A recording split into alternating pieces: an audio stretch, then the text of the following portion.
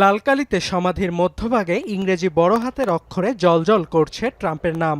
শোরগোল ফেলে দেয়া এই ঘটনাটি ঘটেছে যুক্তরাষ্ট্রের ফ্লোরিডা অঙ্গরাজ্যের কৃষ্ণাঙ্গ খ্রিস্টানদের একটি সমাধিস্থলে। ফ্লোরিডার টাম্পা থেকে প্রায় ৫০ কিলোমিটার দূরে অবস্থিত প্যালমোটো শহরের ওল্ড মেমফিস সমাধিস্থলটি মূলত আফ্রিকান বংশোদ্ভূত মার্কিনীদের জন্য বরাদ্দ।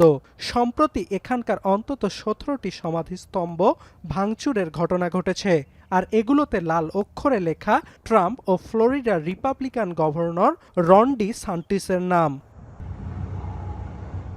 ফ্লোরিডা পুলিশের ধারণা, গত কয়েক সপ্তাহের মাঝে এসব ভাঙচুরের ঘটনা ঘটে থাকতে পারে, তবে এমন কাণ্ডে এখন পর্যন্ত কাউকে আটক করা হয়নি।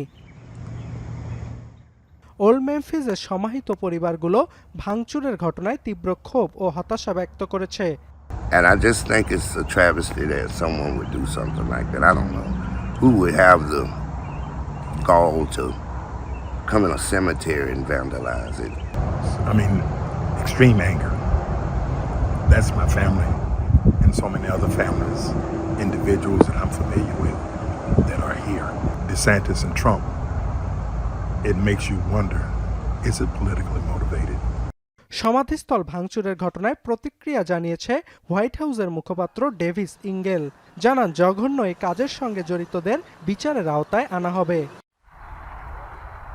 তবে নভেম্বরের মধ্যবর্তী নির্বাচনের আগে এই ভাঙচুরের ঘটনা মার্কিন রাজনৈতিক মহলে তুমুল সমালোচনার জন্ম দিয়েছে, কেননা এর আগেও বর্ণবাদী বক্তব্যের কারণে বিতর্কিত হয়েছেন ট্রাম্প। এছাড়াও তার প্রশাসনের বিরুদ্ধে বৈচিত্র্য, সমতা ও অন্তর্ভুক্তিমূলক নীতিমালা ধ্বংসের অভিযোগ রয়েছে। অর্ণব প্রসাদ, এখন বিশ্ব।